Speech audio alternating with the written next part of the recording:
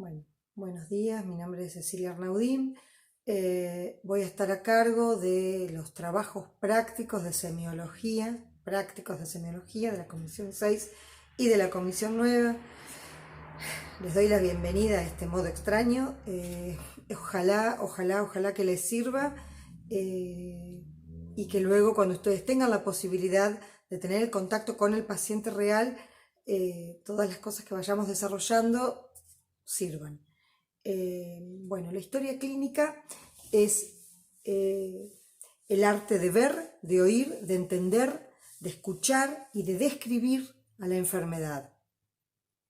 Pero bueno, antes de meternos de lleno en la historia clínica y en sus diferentes partes que vamos a ir desglosando, vamos a definir semiología. Semiología es el capítulo de la medicina que se ocupa del estudio de los síntomas y los signos de la enfermedad.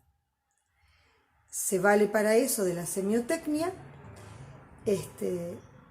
Y bueno, ¿qué es un síntoma? Un síntoma es una sensación, lo describe el paciente, es subjetivo.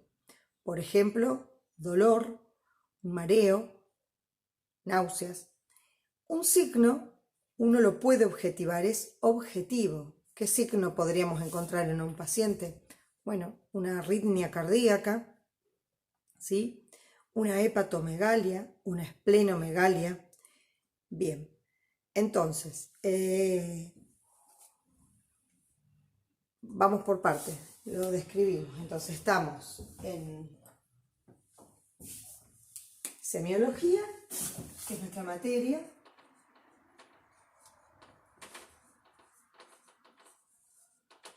¿Sí? Vamos a tener los síntomas, que son subjetivos,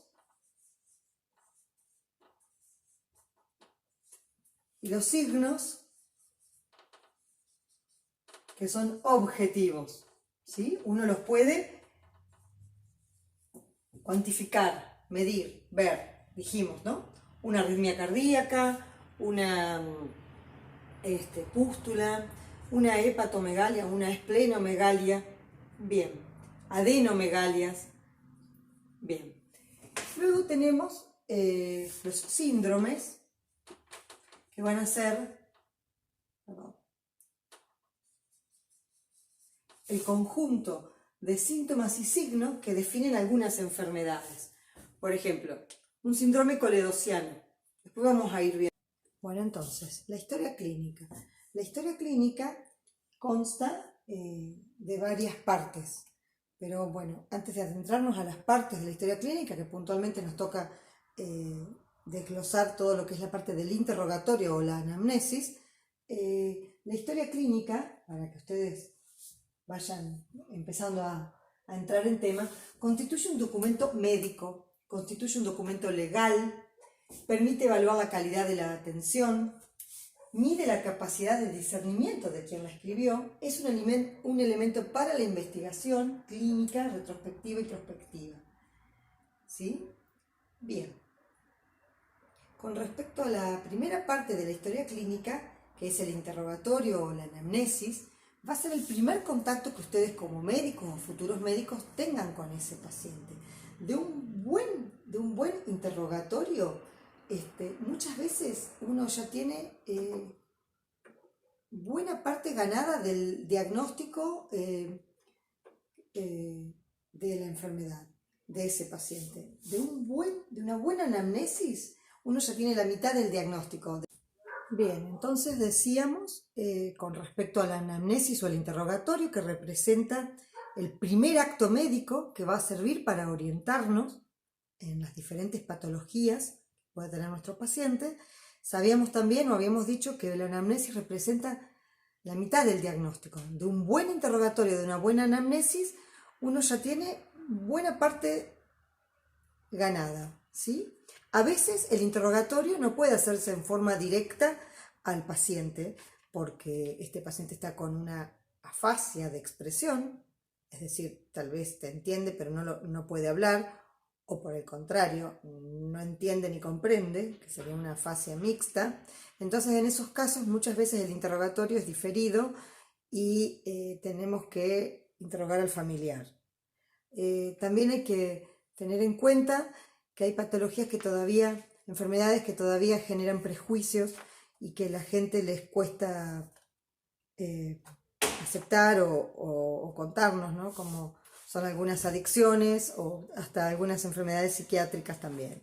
Pero bueno, volviendo a nuestro práctico, la anamnesis o el interrogatorio es el primer contacto que ustedes van a tener con el paciente. De a poquito uno lo va aprendiendo y sigue aprendiendo, y siempre uno puede ser una mejor versión, ¿no? Pero es difícil saber interrogar, saber escuchar, ir observando al paciente e ir sacando o ir pensando en las diferentes patologías que pueda tener ese paciente. Por ejemplo, un paciente llega a la consulta por disnea. Disnea es la sensación de falta de aire. Entonces, uno lo va observando y ve, sí, él observa que el paciente está con una frecuencia respiratoria alta, con palabra entrecortada. En el mientras tanto uno va escuchando lo que el paciente les está contando. Ustedes están interrogando, el paciente les está contando su dolencia, y ustedes ya pueden ir observando que tiene la frecuencia respiratoria elevada, que tiene la palabra entrecortada. Les refiere que tuvo sudoraciones, que le parece que tuvo temperatura, está con tos.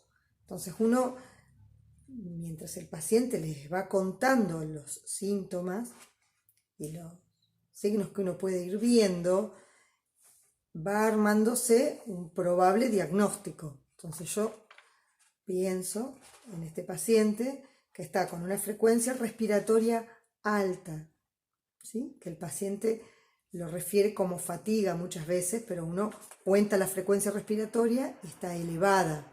El paciente lo refiere como una fatiga, un cansancio, palabra entrecortada, tuvo fiebre, tiene tos, tiene expectoración. Bueno, uno por ahí puede armarse un diagnóstico presuntivo con todos estos síntomas y algunos signos, que el paciente pueda llegar a tener una neumonía.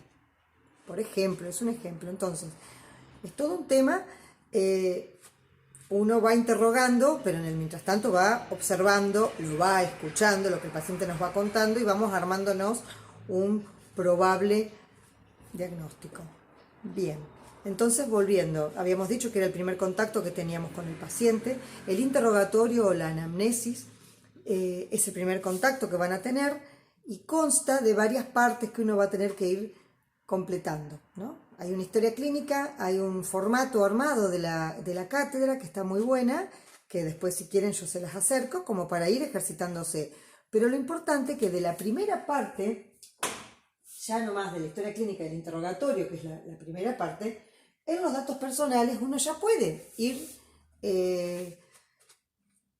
pensando o sacando o descartando algunas patologías. Por ejemplo, hay patologías que son propias de la mujer y no del hombre. Hay patologías que son propias de una edad y no de otras. Entonces, uno con los datos personales, en donde va el nombre completo, el documento de identidad, la edad, la nacionalidad. Con respecto a la nacionalidad también uno puede ir pensando algunas patologías. Hay patologías, hay anemias muy características que son propias de los inmigrantes de las zonas del Mediterráneo, por ejemplo. Entonces, bueno, no digo que ahí uno ya diga, listo, ya está, pero uno puede ir armándose un bosquejo, un pensamiento científico de lo que el paciente puede llegar a tener. Bien. Entonces, de los datos personales, que por ahí voy a subir los datos personales, uno puede ir ya pensando los diferentes diagnósticos, ¿sí? Si es casado, si es soltero, si vive solo, si vive acompañado. También hay un montón de enfermedades que se asocian con ciertas situaciones socioeconómicas y culturales y de situaciones personales que uno puede ir armándose un pensamiento del probable diagnóstico de la probable enfermedad que esté aquejando a nuestro paciente. Una cosa importante es, del mismo modo, a ver, ¿cómo decirlo? Es importante tener un lenguaje claro, tranquilo, pausado con ese paciente y respetuoso, ¿sí? Respetuoso. Es decir, tratar de ponernos a la altura del paciente en el sentido que él nos entienda lo que nosotros le queremos preguntar, que él entienda, no hablarle con terminología muy difícil, pero siempre en un marco de respeto hacia la persona y hacia su dolencia. Bueno, una vez que uno ya interrogó y fue completando los datos personales del paciente, viene por ahí la parte muy importante, o por lo menos lo que al paciente lo trae a la consulta, que es su motivo de consulta, o en algunos casos el motivo de internación, ¿sí? Con respecto a este ítem, que es muy importante porque es el motivo por el cual el paciente consulta, lo que se hace es ponerlo, hacer la mayor síntesis que uno pueda con el síntoma o signo cardinal, con el síntoma o signo más importante que a uno lo lleve al sistema que esté afectado. Por ejemplo, dolor abdominal, vómito. Bueno, a uno lo va a hacer pensar en el aparato digestivo. O, no sé, tos y expectoración, uno va a pensar en el aparato respiratorio. Luego, sí, en la enfermedad actual, uno desglosa bien y analiza bien el síntoma por el cual el paciente consulta, ¿no? Entonces, volvemos. El motivo de consulta o internación es la causa por la cual el paciente acude al médico. Y en la enfermedad actual se desglosa, como quien dice, ese motivo de consulta. Bien, aquí uno lo va a poner en forma concisa, con el síntoma cardinal, como para llevarte a la parte afectada, a cuál sistema está afectado, y en la enfermedad actual sí uno desglosa bien ese síntoma. Bien, entonces, en enfermedad actual y los antecedentes de la enfermedad actual, se van a detallar ahí todos los antecedentes que tengan tal vez relación con la enfermedad actual, con el motivo de consulta. Por ejemplo, en nuestro paciente que consulta por un dolor precordial, el motivo de consulta es un dolor torácico.